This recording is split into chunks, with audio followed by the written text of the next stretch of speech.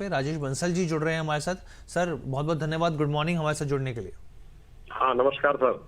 Sir कल की जो तेजी रही वो बहुत शानदार रही, धुआंधार रही, लेकिन इसके बीच में खबर निकल के आई जो मैं अभी जिक्र भी कर रहा था अपने दर्शकों के साथ यहाँ पे कि एक दिन भी जो सीज फायर है पूरी तरीके से टिक नहीं पाया। यहाँ पे लेबनान के ऊपर अटैक हुआ, उसके बाद फिर हमले होते हुए दिखे।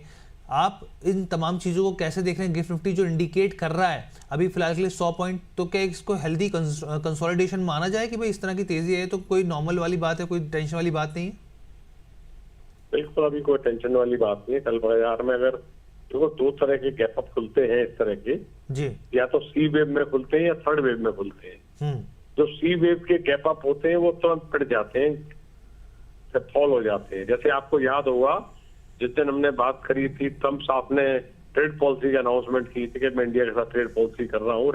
उस दिन में निफ्टी 1000 पॉइंट से ऊपर खुला था और खुलते ही 400 पॉइंट डाउन हो गया। गैप हो गया, सी वेव का गैप था, इसलिए बाजार पिट गया। और ये पूरा दिन बाजार टिका रहा एक भी बार, और बाजार ने उसके बाद इंट्राडे 2-3 हाई नए बनाए और हाईएस्ट पे क्लोजिंग हुआ तो वो गैप सस्टेनेबल गैप थे। तो ये थर्ड वेव होते हैं, तो इसमें स्ट्रेंथ होती है, पूरा दिन टिका रहा। तो इसलिए इसमें ज्यादा चिंता का विषय नहीं रहा। तो ऐसा लगता है कि बाजार अब अल्टीमेटली धीरे धीरे 24,200-300 की तरफ जाएगा और 23,500 शायद अब ना आए। ठीक है, चलिए ये बहुत अच्छी खबर दी कि 23,500 ना आए सर। तो फिर आज के बाजारों में कैसे हमें प्ले करना है? क्या कौन से लेवल्स रहेंगे जो इंपॉर्टेंट रहेंगे, कहाँ पर ध्यान देना है, कहाँ खरीदारी करनी है, या फिर बाय ऑन डिप्स की रणनीति आज भी काम करेगी सर? हाँ आज हम बाय ऑन डिप्स पे लगाएंगे, क्योंकि अगर थर्ड वेव है, थर्ड वेव अभी चल रही है, तो उसमें रिट्रेसमेंट छोटी छोटी आती है, बड़ी रिट्रेसमेंट नहीं आती है। तो इसलिए इसमें हम 23,850 से 870 में ही खरीदारी कर लेंगे।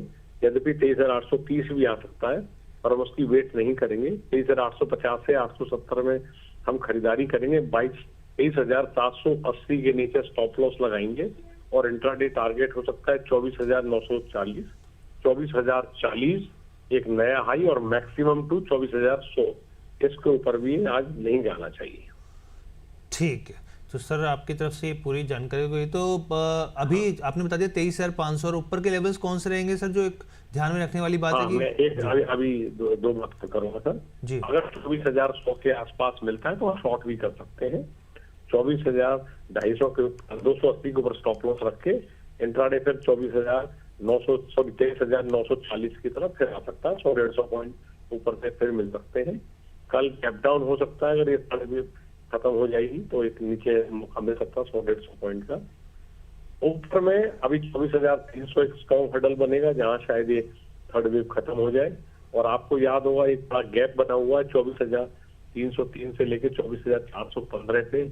बाजार ने 2-3 अटेम्प्ट के बाद नहीं पाया था जब गिरावट आ रही थी, तो ये बड़े रेजिस्टेंस का काम करेगा। अभी 24,300 एक बड़ा रेजिस्टेंस बनेगा, तो वहां का पहला टारगेट और अल्टीमेट टारगेट इस रैली का 100 तक बनता है।